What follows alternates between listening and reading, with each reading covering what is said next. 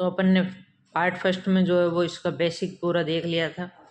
अब अपन आज इसमें देखेंगे हार्मोन कौन कौन से हैं। तो ऑक्सीन हार्मोन है।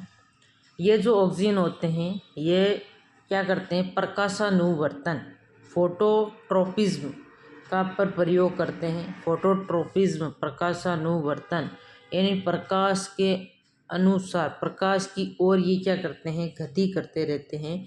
इसके कारण तो फोटोट्रोपिज्म कहा जाता है। क्या कहते हैं, फोटोट्रोपिज्म।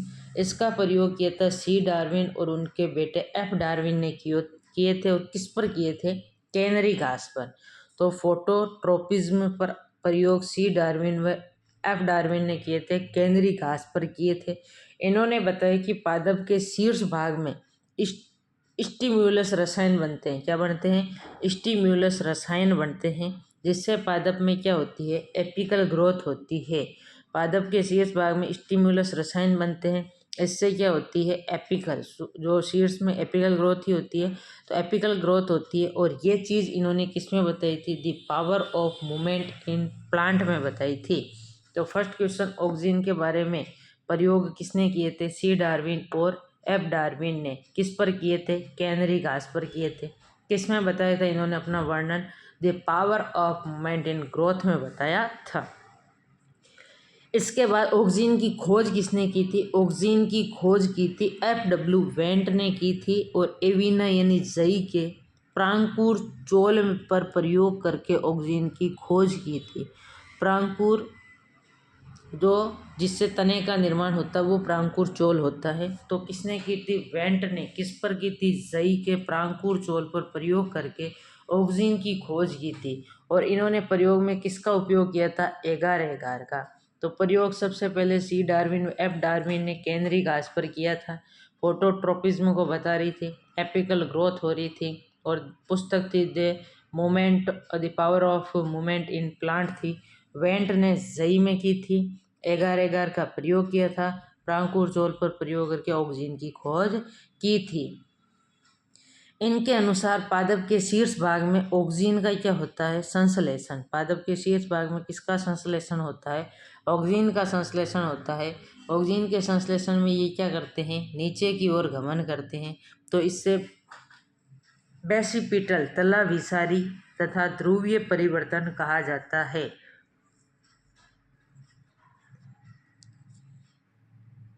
यदि ऊपर वृद्धि होती है तो इसको एक्रोपिटल कहते हैं, और नीचे वृद्धि होती है इसको बेसिपिटल कहते हैं।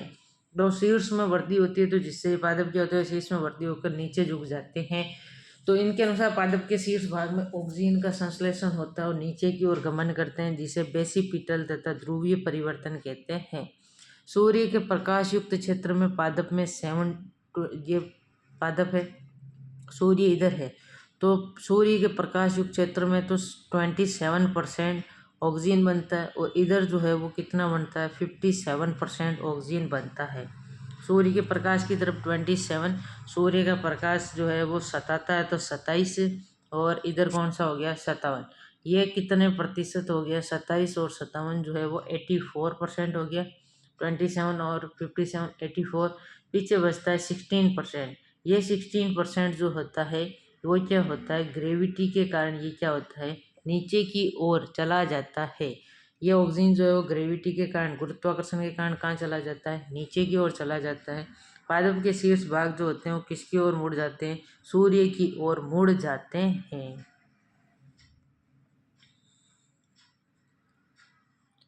ऑक्सीजन के सिंथेसिस को समझाने के लिए किसका कौन सा परीक्षण किया गया, जैव वक्रता परीक्षण किया गया था। किसका परीक्षण किया गया था, जई। देखो सबसे पहले देखा था सी डार्विन व एफ डार्विन ने, कैनरी घास पर, the power of movement in plant पुस्तक थी।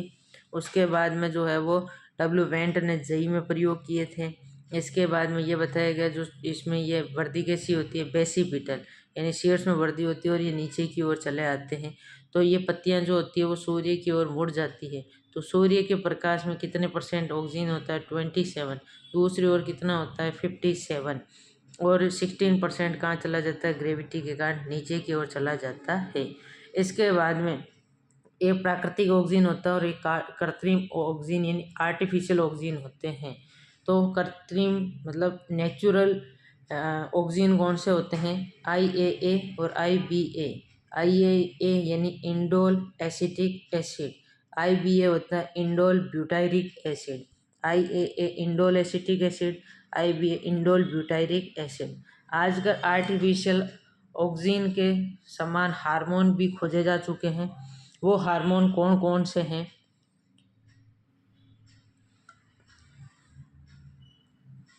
NAA, MH, PAA। तो NAA ये हार्मोन है। कैसे हैं, हार्मोन है। ये कौन कौन से हार्मोन, जैसे NAA नैफ्थलीन एसिटिक एसिड, ये ग्रोथ प्रमोटर होते हैं। MH जो आलू के अंकुरण को रोकता है, वो इनहिबिटर है। तो MH यानी maleic hydrazide, maleic hydrazide. IAA indole acetic acid और IBA indole butyric acid natural oxygen होते हैं, जबकि आर्टिफिशियल ऑक्सीजन है NAA नैफ्थलीन एसिटिक एसिड और MH होता है मैलिक हाइड्रेजाइड और PAA para ascorbic acid, para ascorbic acid. जो NAA होता है वो ग्रोथ प्रमोटर होते हैं। MH और PAA ये दोनों क्या होते हैं, ग्रोथ इनहिबिटर होते हैं। इसके बाद में ये जो होते हैं 2,4-D और 2,4,5-T, 2,4-D और 2,4,5-T जो है, ये क्या है, दोनों ही खरपतवार नाशी। क्या है, खरपतवार नाशी। और इनको मिक्स करने पर इन्हें कहा जाता है एजेंट ऑरेंज। ये एग्जाम में क्वेश्चन आया था। ये भी पूछते हैं कौन सा हार्मोन नहीं है, तो ये दोनों हार्मोन नहीं है। ये कैसे हैं, खरपतवार नाशी होते हैं। इन दोनों को मिलाने पर किसका निर्माण होता है, एजेंट ऑरेंज का निर्माण होता है। और इसका उपयोग किसमें किया जाता है, जैविक युद्धों में काम में लेते हैं। कहाँ पर काम में लेते हैं, जैविक युद्धों में काम में लेते हैं। 2,4 dichlorophenoxy acetic acid, 2,4 dichlorophenoxy acetic acid इसका फुल फॉर्म है। और इसका फुल फॉर्म है 2,4,5 ट्राइक्लोरोफिनॉक्सी एसिटिक एसिड। दोनों ही क्लोरोफिनॉक्सी एसिटिक एसिड है। डी से डाई और टी से ट्राई, डी से डाई और टी से ट्राई। इन दोनों को मिक्स करने पर क्या कहते हैं, एजेंट ऑरेंज। इनका उपयोग कहाँ किया जाता है, जैविक युद्धों में किया जाता है। इसके बाद में कोगल हैग्जेन समिट ने पेलेग्रा रोगी के पेलेग्रा रोगी के यूरिन से किसकी खोज की थी, ऑक्सीन ए की खोज की थी। किसने की थी, कोगल। देखो ऑक्सीन ए और ऑक्सीन बी की खोज किसने की थी, कोगल व हैगेन ने। ऑक्सीन ए और ऑक्सीन बी की खोज किसने की, कोगल व हैगेन ने की थी वो। तो इन ऑक्सीन ए व ऑक्सीन बी की खोज की थी कोगल व हैगन ने की थी। ऑक्सीन ए की खोज पेलेग्रा रोगी के यूरिन से की थी, जबकि बी की खोज मेज के बीजों से की थी, मक्का के बीजों से की थी। ऑक्सीन ए का पूरा नाम होता है ऑक्जेनो ट्रायोलिक एसिड, और इसका नाम भी क्या होता है, ऑक्जेलोनिक एसिड। इसका तो था ऑक्जेनो ट्रायोलिक एसिड है और इसका नाम है ऑक्जेनोलोनिक एसिड होता है। तो ऑक्सीन ए व ऑक्सीन बी की खोज किसने की थी, कोगल हैगन स्मिथ ने की थी। ऑक्सीन ए और ऑक्सीन बी, ऑक्सीन ए किससे हुआ था, पेलेग्रा रोगी के यूरिन से। ऑक्सीन बी किससे हुआ था, मक्का के बीजों से। और इन्होंने ही मानव मूत्र में जो ये तो क्या थे, होमो थे, हेटेरो ऑक्सीन को खोजा था। एक हेटेरो ऑक्सीन को खोजा था इन्होंने, किसने, कोगल हैगन स्मिथ ने। परंतु हेटेरो ऑक्सीन शब्द किसने दिया था, थीमान ने दिया था। किसने दिया था, थीमान ने। और फाइटोक्रोम शब्द भी किसने दिया था, थीमान ने, जिसकी प्रकृति IAA इंडोल एसिटिक एसिड के समान है। तो क्वेश्चन पूछा जाता है इंडोल एसिटिक एसिड के समान किसकी प्रकृति होती है, तो हेटेरो ऑक्सीन की होती है। और इन ऑक्सीन ए, ऑक्सीन बी व हेटेरो ऑक्सीन को किसने खोजा था, कोगल हैगन स्मिथ ने। किसने, कोगल हैगन स्मिथ ने। ऑक्सीन ए की खोज किससे हुई थी, पेलेग्रा रोगी के यूरिन से। ऑक्सीन बी की खोज किससे हुई थी, मक्का के बीजों से। और मानव मूत्र से ही कौन से ऑक्सीन की खोज हुई थी, हेटेरो ऑक्सीन की खोज हुई थी। हेटेरो ऑक्सीन शब्द किसने दिया था, थीमान ने। ये किसके समान है, IAA इंडोल एसिटिक एसिड के समान है। और इंडोल एसिटिक एसिड कैसा जो था, ऑक्सीजन प्राकृतिक ऑक्सीजन था। ऑक्सीजन के कार्य और प्रभाव क्या है? ऑक्सीजन जो है वो कोशिका विभाजन को बढ़ाता है, कोशिका विभाजन को बढ़ाता है, सेल इलोंगेशन को बढ़ाता है, टिश्यू ऑर्गन डिफरेंशिएशन उत्तक अंग में क्या करता है? विभेदीकरण करता है। कोशिका को विभाजन को बढ़ाएगा, कोशिका का दीर्घीकरण को बढ़ाएगा और उत्तक अंग विभेदीकरण को बढ़ाता है। यदि इंडोल एसिटिक एसिड ज़्यादा हो और साइटोकाइनिन कम हो तो जड़ों का प्रारंभन होता है। क्या होता है? जड़ों का प्रारंभन। इंडोल एसिटिक ज़्यादा है तो किसका प्रारंभ होता है? जड़ें का। और इंडोल एसिटिक एसिड कम है तो किसका प्रारंभन होता है? शूट अपेक्स का प्रारंभ होता है, प्रोसीड्स का प्रारंभन होता है। इंडोल एसिटिक एसिड ज़्यादा है तो ज़्यादा, तो जैसे जड़, कम है तो प्रोसीड्स का निर्माण होता है। इंडोल एसिटिक एसिड का व्युत्क्रम होगा साइटोकाइनिन।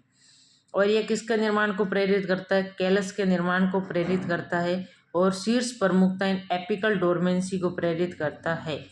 अगला जो है वो कार्य क्या है? पार्थेनोकार्पी अनिषेक फलन को प्रेरित करता है। अनिषेक फलन होता है बिना निषेचन के बीज रहित फल का उत्पादन। बिना निषेचन के बीज रहित फल का निर्माण होता है, उसे कहते हैं अनिषेक फलन। ये परिभाषा भी पूछी जाती है, पार्थेनोक्रापी। बिना निषेचन के बीज रहित फल का निर्माण क्या कहलाता है? पार्थेनोक्रापी।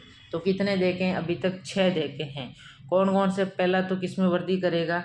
ये शीर्षस्थ में वृद्धि करेगा। तो सेल पहला क्या था?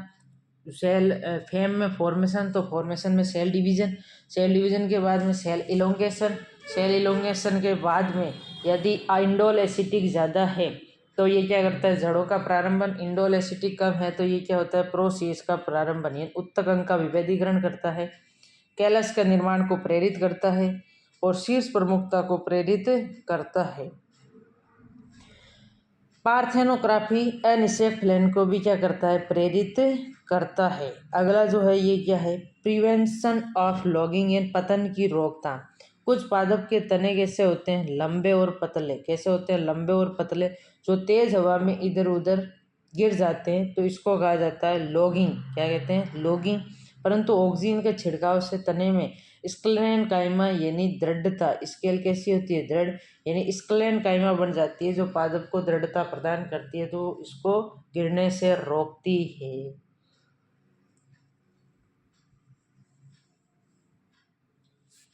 इसके बाद में आता है विलगन की रोकथाम, प्रिवेंट्स ऑफ एसेशन।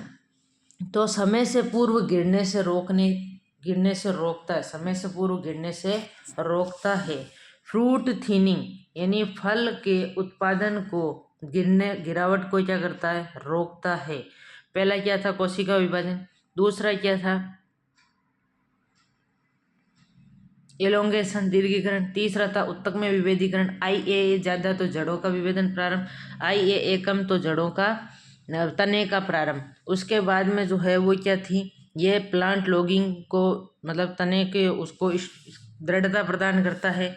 और क्या कर रहा था? ये अनिषेक फलन को प्रेरित करता है, शीर्ष प्रमुखता को प्रेरित करता है और कैलस निर्माण करता है। कैलस, शीर्ष प्रमुखता और अनिषेक फलन को ये जो है वो प्रेरित करते हैं। पतन की रोकथाम, प्रिवेंशन ऑफ लॉगिंग। विलगन, पतन की रोकथाम, विलगन की रोकथाम और फल के उत्पादन की गिरावट को रोकना। विलगन यानी समय से पूर्व गिरने से रोकता है, तने को इधर उधर गिरने से रोकता है, फसल के उत्पादन की गिरावट को रोकता है, फीमेलनेस करता है। ये क्या करता है? फीमेलनेस करता है। और खरपतवार नाशी के रूप में 2,4-T और 2,4-D, यहाँ D है, 2,4-D और 2,4,5-T में ये इसका प्रयोग किया जाता है। ऑक्सीजन में जाए थे 2,4-D 2,4,5-T। पुष्पीकरण का क्या करता है? विरोध करता है। पुष्पीकरण का क्या करता है? विरोध करता है। अपवाद में पाइनएप्पल और लीची में तो ये पुष्पीकरण को प्रेरित करता है, बाकी में पुष्पीकरण को रोकता है। तो कितने देख लिए? 12। पहला क्या था? कोशिका विभाजन। दूसरा क्या था? ये कोशिका दीर्घीकरण। तीसरा था उत्तक वाला, उसमें IAA ज़्यादा तो जड़ों का प्रारंभ, IAA कम तो तने का प्रारंभन। उसके बाद में कैलस निर्माण करता है। उसके बाद में अनिषेक फलन को प्रेरित। उसके बाद में ये क्या कर रहा था, विलयन को रोकता है, तने को स्थायित्व प्रदान करता है, और फ्रूट थिनिंग हार्मोन है, फीमेलनेस करता है, खरपतवार नाशी के रूप में, और पुष्पीकरण का क्या करता है, विरोध करता है। पाइनएप्पल और लीची में क्या है, ये अपवाद के रूप में होता है, और एपिकल डोरमेंसी को प्रभावित करता है। तो ये हो गया ऑक्सिन कंप्लीट।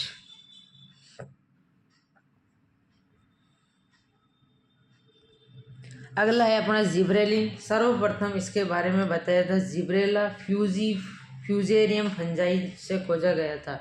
इसको किससे खोजा गया था, जिब्रेला फ्यूजेरियम फंजाई से खोजा गया था। चावल में जिब्रेला फंजाई के कारण मूर्ख नवोद्भिद रोग होता था।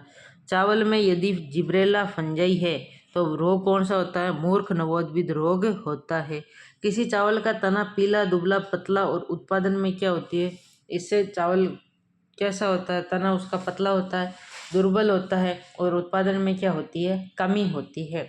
तो जिब्रेलिन को कहाँ से खोजा गया था, जिब्रेला फ्यूजेरियम फंजाई से खोजा गया था। क्वेश्चन पूछा हुआ है, चावल में यदि फ्यूजेला फंजाई हो तो इससे कौन सा होता है, मूर्ख नवोद्भिद रोग होता है। और चावल का तना यदि पीला, दुबला, पतला है तो उत्पादन में क्या होती थी, कमी होती थी। क्रोसोवा सुवाडा ने इस रोग का कारण क्या बताया है, जिब्रेला फंजाई बताया था। क्रोसोवा सुवाडा ने इस रोग का कारण क्या बताया था, जिब्रेला फंजाई बताया था। किसने, क्रोसोवा सुवाडा ने इस रोग का कारण जिब्रेला फंजाई बताया था। और याबूटा व सुमिकी ने इस फंजाई से जिब्रेलिन की खोज की थी। क्रोसोवा और सुवाडा ने तो क्या किया था, कोसना, किसी कोई रोग हो गया तो उसके कारण को अपन क्या करते हैं, कोसते हैं। जबकि याबूटा और सुमिकी ने क्या की थी, जिब्रेलिन की खोज। तो जिब्रेलिन की खोज किसने की, याबूटा और सुमिकी ने, जियासु, जी से जिब्रेलिन, या से याबूटा, और सु से सुब्रेलिन। कोसते रोग का कारण कोसावा और सुवाडा ने बताया था। जिब्रेला में लगभग 100 प्रकार के जिब्रेलिन हार्मोन खोजे गए हैं। जिब्रेला से लगभग कितने प्रकार के हार्मोन खोजे गए हैं, 100 प्रकार के हार्मोन खोजे गए हैं। जिब्रेलिन का निर्माण किससे होता है, एसिटाइल कोएंजाइम ए से होता है। जिब्रेलिन का निर्माण किससे होता है, एसिटाइल कोएंजाइम ए से होता है, जो किससे बनता है, पायरुविक एसिड से बनता है। जिब्रेलिन का निर्माण किससे होता है, एसिटाइल कोएंजाइम ए से। जिब्रेलिन का निर्माण किससे होता है, एसिटाइल कोएंजाइम ए से। और एसिटाइल कोएंजाइम ए से क्या बनता है, पायरुविक एसिड बनता है। जिब्रेला से कितने प्रकार के जिब्रेलिन हार्मोन खोजे गए हैं, 100 प्रकार के। जिब्रेलिन की खोज किसने की थी, जियासु, याबूटा और सुमिकी। और जिब्रेला फंजाई की बताया था, किसने बताया था, रोग का कारण क्रोसोवा सुवाडा ने। चावल में जो तना पीला और दुबला पर होता है तो उसका कारण बताया था क्रोसोवा सुवाडा ने, इसी फंजाई को बताया था। और जिब्रेलिन का निर्माण किससे होता है, एसिटाइल कोएंजाइम से। एसिटाइल कोएंजाइम किससे बनता है, पायरुविक एसिड से बनता है। अब देखेंगे इसके कार्य, ये क्या क्या कार्य करता है। यह कोशिका विभाजन वो सेल इलोंगेशन, सेल डिवीजन वो सेल इलोंगेशन को प्रभावित करता है, जो किसमें था, ऑक्सिन में था। ये एलडीपी पादप लॉन्ग डे प्लांट होते हैं। क्या होते हैं, लॉन्ग डे प्लांट, मतलब इनको प्रकाश ज़्यादा चाहिए होता है, तो उनमें क्या होता है, पुष्पीकरण को प्रेरित करता है। जब लॉन्ग डे में अपने को खड़े रखते हैं तो अपना जो है वो जीव यानी जिगर कलेजा क्या होने लगता है, हिलने लगता है, धूप सहन नहीं होती, तो जीभ से याद रखो जिब्रेलिन। बीज अंकुरण को क्या करता है, प्रेरित। धूप ज़्यादा होती है तो गर्मी ज़्यादा होती है तो बीज अंकुरित होता है, तो बीज अंकुरण को प्रेरित करता है। सीड डोरमेंसी यानी जो बीज सो रहा था उसको क्या करता है, ख़त्म कर देता है। और जिब्रेलिन के छिड़काव से कौन से एंजाइम सक्रिय हो जाते हैं, जब जीव हिलता है तो अपन अम्मा को याद करते हैं, तो अम्मा जो है वो, अम्मा से याद रखो एमाइलेज और प्रोटीएज एंजाइम क्या हो जाता है, सक्रिय।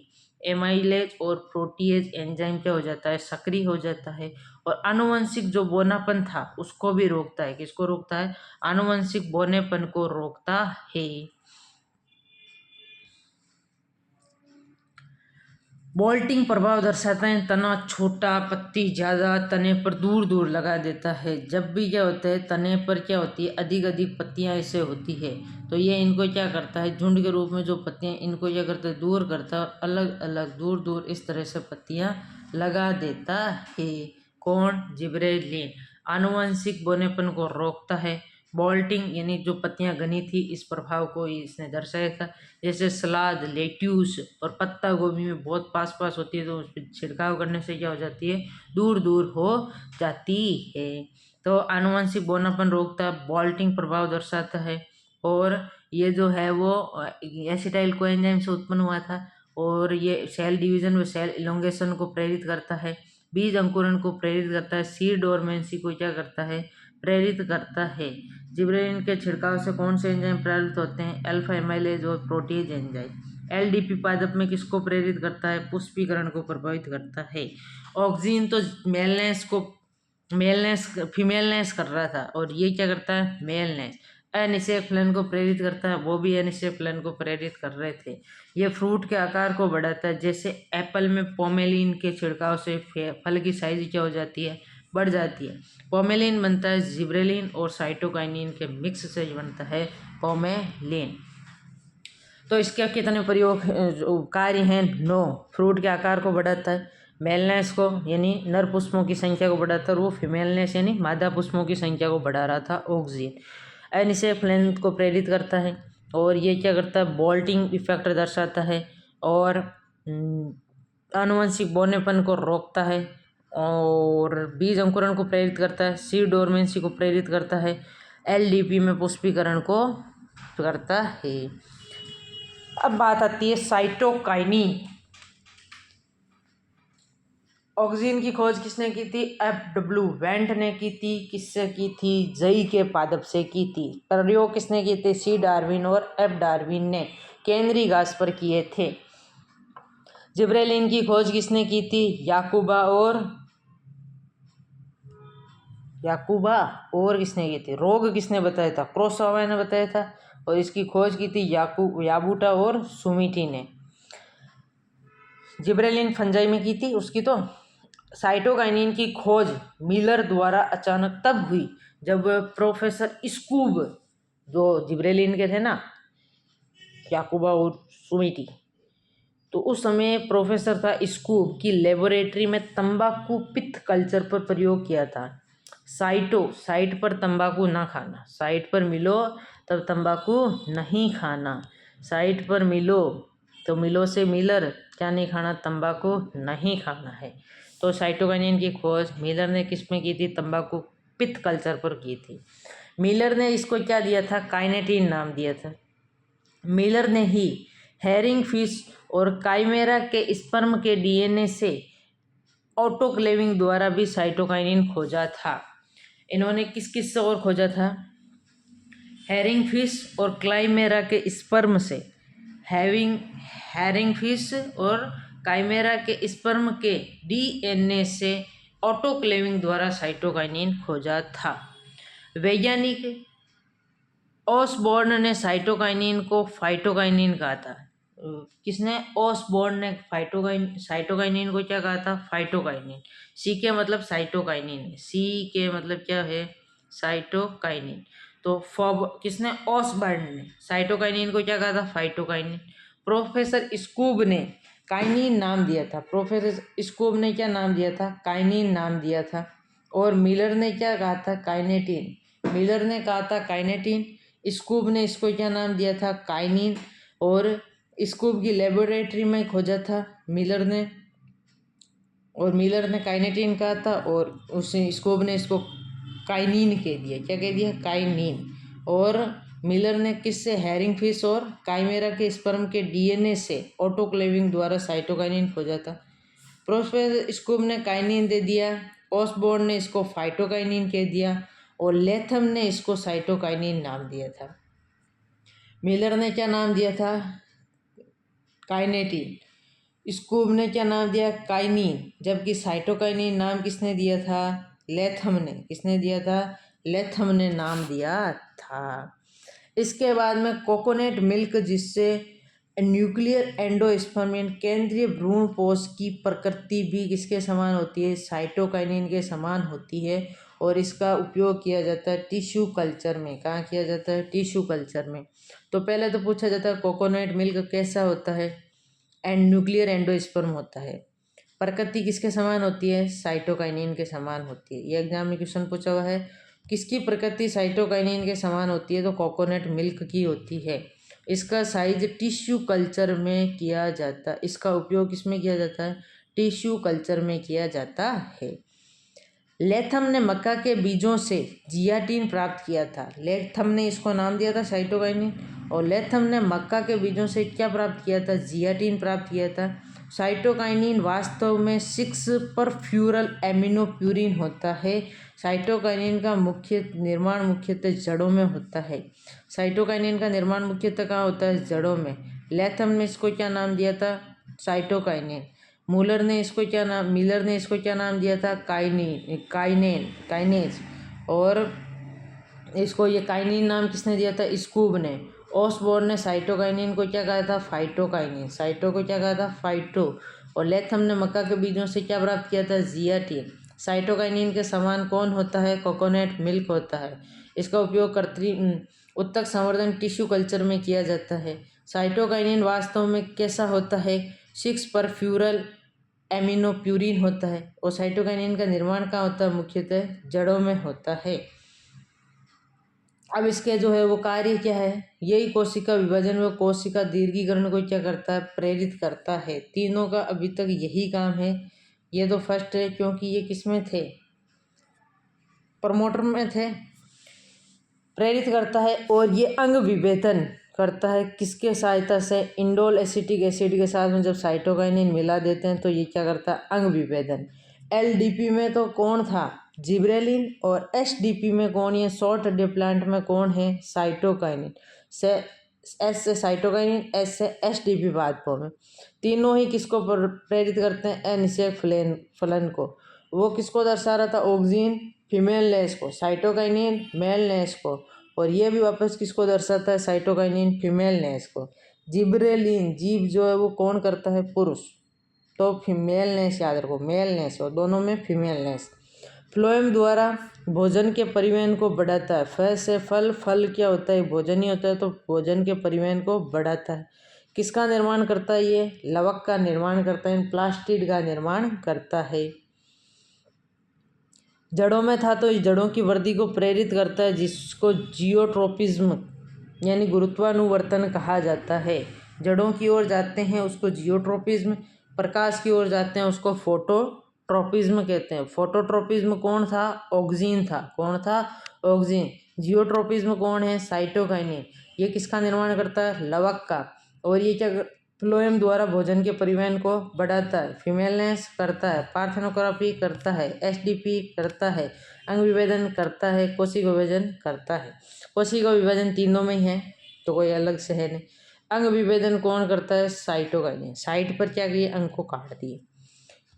और एलडीपी में कौन होता है, जिब्रेलिन। एसडीपी में कौन होता है, साइटोकाइनिन। तीनों ही क्या करते हैं, पार्थेनोग्राफी करते हैं। पहला है जो फीमेलनेस है, जिब्रेलिन मेलनेस है और ये वापस फीमेलनेस है। और फीमेल तो फल, तो फ्लोएम द्वारा भोजन के परिवहन को बढ़ाता है।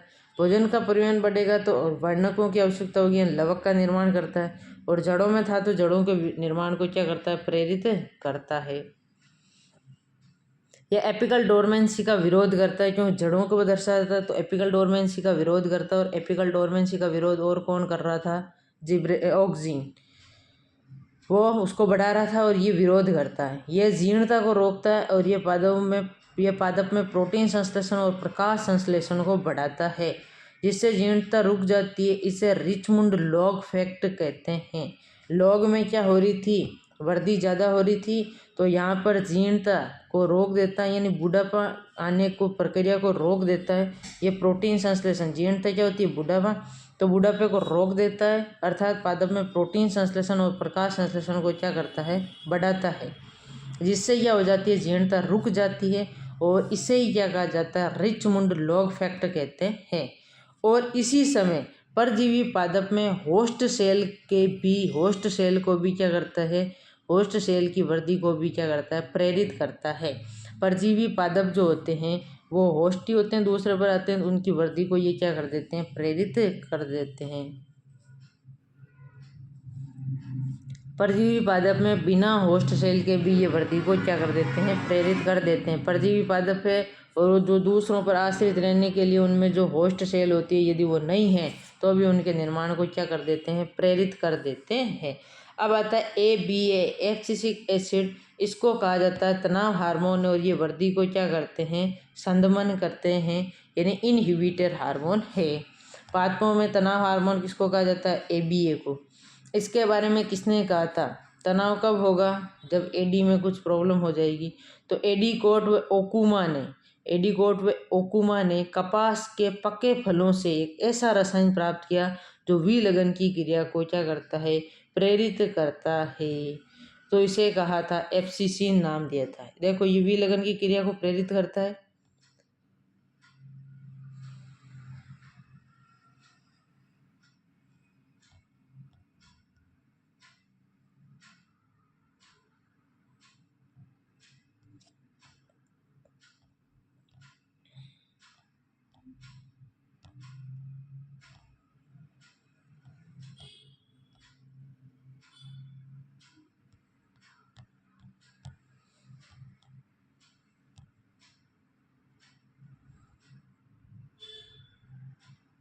तो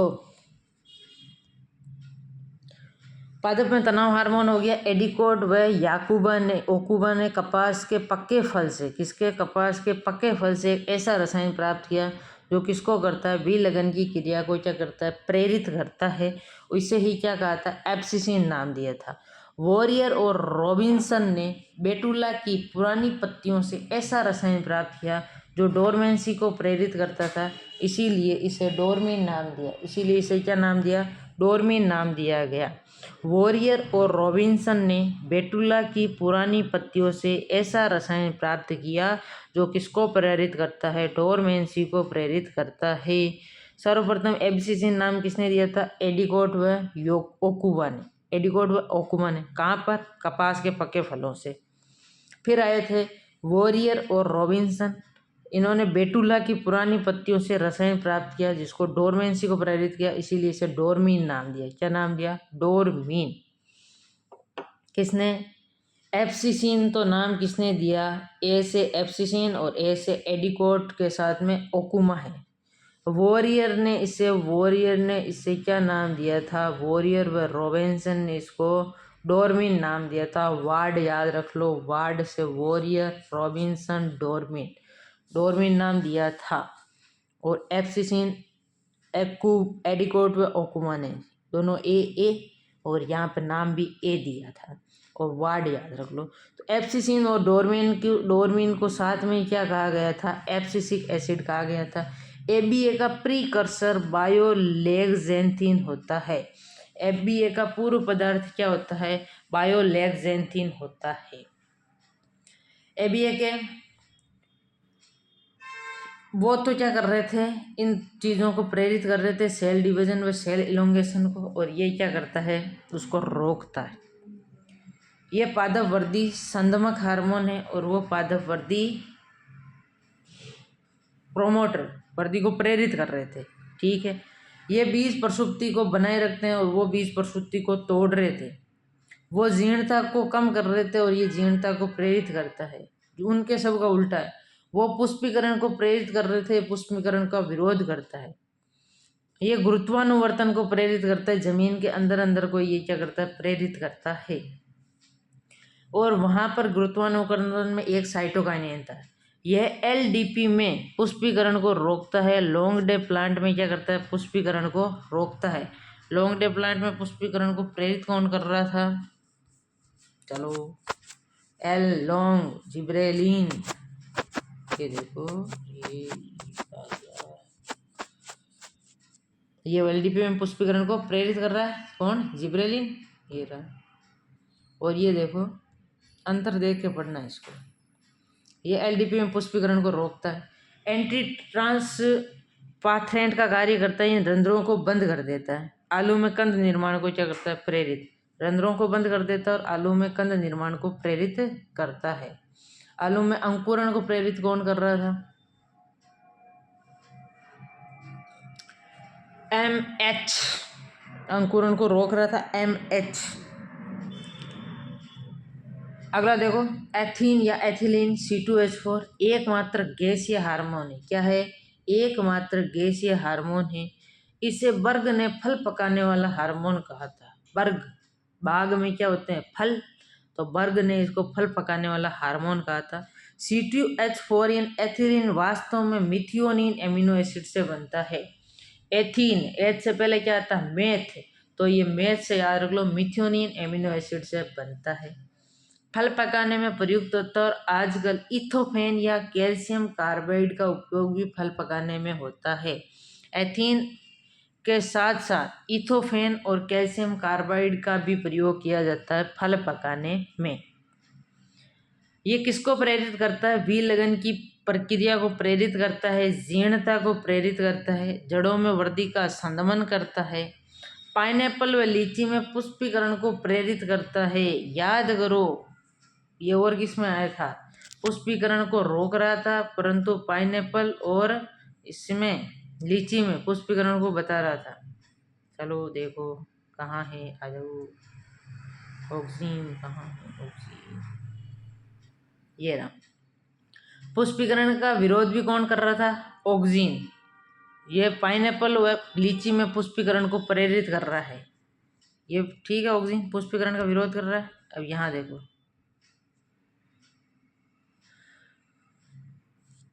तो ऑक्सीन और एथीन दोनों ही ये पाइनएप्पल में पुष्पीकरण को प्रेरित कर रहे थे। वो भी पुष्पीकरण को रोक रहा था और ये भी पुष्पीकरण को क्या कर रहा है? विरोध कर रहा है। कहाँ गया? एक बार देखो, पुष्पीकरण का सब में साथ में देख। पुष्पीकरण का विरोध करता है ऑक्सीन। जिब्रेला में देखो,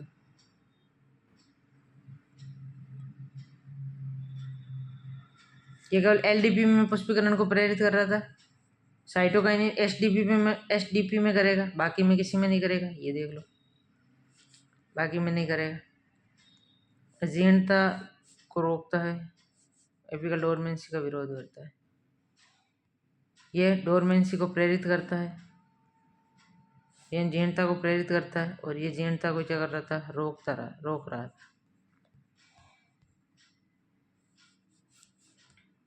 ये पुष्पीकरण का विरोध करता है। ऑक्सीन भी विरोध कर रहा था, वो LDP और वो SDP में प्रेरित कर रहे थे, और ये भी क्या करता है? पुष्पीकरण का विरोध ही कर रहा है। केवल पाइनएप्पल और लीची में पुष्पीकरण को प्रेरित करता है। और पुष्प में कैसा रोग है? ये निद्रा रोग है। कैसा रोग है? निद्रा रोग है। एपिकोटाइल व हाइपोटाइल को क्या करता है? कठोर बनाता है। और तने पर 3 प्रभाव दर्शाता है। जड़ की वृद्धि को तो क्या करता है? रोकता है। शीर्षस्थ वृद्धि को रोकता है। क्षैतिज वृद्धि करवाता है। पादपों में जो चौड़ाई की वृद्धि होती है वो इस एथीन के कारण होती है। अब कुछ हार्मोन है, वो देखो। ट्रोमेटिन हार्मोन ऐसे हार्मोन होते हैं जो पादप में डैमेज भागों में क्या करते हैं? मरम्मत करते हैं, तो इन्हें वाउंड हार्मोन कहते हैं। इनकी प्रकृति ऑक्सीन के समान होती है। जो पादप में डैमेज भागों में मरम्मत करते हैं उन्हें वाउंड हार्मोन कहते हैं, और इनकी प्रकृति किसके समान होती है? ऑक्सीन के समान होती है। तो ट्रोमेटिन हार्मोन, ट्रोमे ऑक्सीन के समान होता है। ट्रोमा में कब हो जाता है? जब कोई चीज़ डैमेज हो जाती है, तो डैमेज भागों में मरम्मत करता है, ऑक्सीन के समान होता है। उसके बाद में मोरफेक्टिन, ये संश्लेषित वृद्धि संदमक होते हैं। मोरफेक्टिन क्या होते हैं? संश्लेषित वृद्धि संदमक होते हैं। सिंथेटिक ग्रोथ इनहिबिटर होते हैं। मोरफेक्टिन सिंथेसिस ग्रोथ इनहिबिटर होते हैं। क्लोरेम इक्वेट ऐसे रसायन जो कृषि विज्ञान में बोनसाई तकनीक में काम आते हैं। जो एग्रीकल्चर में किस में काम आते हैं? बोनसाई तकनीक में काम आते हैं। क्लोरेम इक्वेट। इसके बाद में कैलाइन क्या थे? ऐसे हार्मोन जिनका निर्माण जिस स्थान पर होता है उससे दूर कार्य करते हैं, वो होते हैं कैलाइन। जैसे मनुष्यों में पीयूष ग्रंथि से जो स्रावित होते हैं हार्मोन, प्रोलैक्टिन, ACTH वगैरह, ग्रोथ हार्मोन, वो सब स्रावित कहाँ से होते हैं? पीयूष ग्रंथि से। काम दूसरी जगह करते हैं। तो वैसे फॉर्मेटिव हार्मोन जिनका निर्माण जिस स्थान पर होता है उससे कार्य दूर करते हैं, वो होते हैं केलाइन। बोनसाई तकनीक में किसको काम में लेते हैं? क्लोरम इक्वेट को। संश्लेषित वर्धी संदमक कौन होते हैं? मोरफेक्टिन। मोर क्या होते हैं? वर्धी संदमक। मोर होते हैं वर्धी संदमक। वर्धी नहीं करने देते, पादप को क्या करते हैं? उखाड़ के फेंक देते हैं। क्लोरम इक्वेट क्या होते हैं? क्लोरोफिल कृषि में काम आते हैं, तो कृषि में बोनसाई तकनीक में काम आते हैं क्लोरम इक्वेट। केलाइन में क्या होते हैं? बनते कहीं हैं और काम कहीं और करते हैं। तो पादपों में कौन है? राइजोकेलियम। पत्तियों में निर्मित होते हैं और जड़ों का निर्माण करते हैं। राइजोइड पत्तियों जड़ों में होते हैं, परंतु निर्माण कहाँ से होता है? पत्तियों में होता है। कोलोकेलाइन, कोलो तने का निर्माण से जड़ों में बनते हैं। तने का तो निर्माण करते हैं और बनते कहाँ पर है? जड़ों में। खोलो, क्या खोलो? जड़ों को खोलो। बनेगा क्या? तनो बनेगो। तो कोलो जड़ों में बनते हैं, को जड़ों में बनते हैं और निर्माण किसका करते हैं? तने का। राइजोकेलिन बनते किस में है? पत्तियों में। राई बनती पत्तियों में और होते कहाँ है? राइजोइड जड़ों में। कोलोजाइन होते कहाँ पर हैं? पत्ती जड़ों में। पत्तियों में होते हैं राइजोकेलाइन, निर्माण किसका करते हैं? जड़ों का। कोलोकाइन निर्माण किसका करते हैं? तने का। होते कहाँ पर है? जड़ों में। फिलोकेलाइन निर्माण किसका करते हैं? पत्ती का। होते कहाँ पर है? बीज पत्रों में। बीज पत्रों में होते हैं। ये होते कहाँ हैं? बीज पत्रों में बनते हैं। निर्माण किसका करते हैं? पत्ती का निर्माण करते हैं। बनते किसमें? बीज पत्रों में। निर्माण किसका करते हैं? पत्ती का निर्माण करते हैं। LR1618 ये एजेंट ऑरेंज की कौन से थे? 24T और 24D और 245T जो थे, वो उन दोनों को साथ में एजेंट ऑरेंज कहते थे। खतरनाक रसायन थे, जैविक युद्धों में काम ले रहे थे। और ये LR1618 16 का बंदा 18 तक, 16 से 18 तक की उम्र खतरनाक होती है। LR फिलोकेजन फिल किसका निर्माण करते हैं? फील पत्ती को करो, पत्ती को फील, तो पत्ती से पत्ती का निर्माण करती है, लीफ का। और बनते कहाँ पर है? बीज पत्रों में। कहाँ बनते हैं? बीज पत्रों में। कोलोकेलाइन बनते कहाँ पर है? जड़ों में। निर्माण किसका करते हैं? तने का। और राइजोकेलाइन कहाँ बनते हैं? पत्तियों में। निर्माण किसका करते हैं? जड़ों का। बाकी पढ़ेंगे अपन नेक्स्ट वीडियो में। लास्ट पार्ट होगा छोटा सा। Thank you for watching video. Channel को लाइक, शेयर एंड सब्सक्राइब कीजिए। मिलते हैं नेक्स्ट वीडियो में। जय हिंद।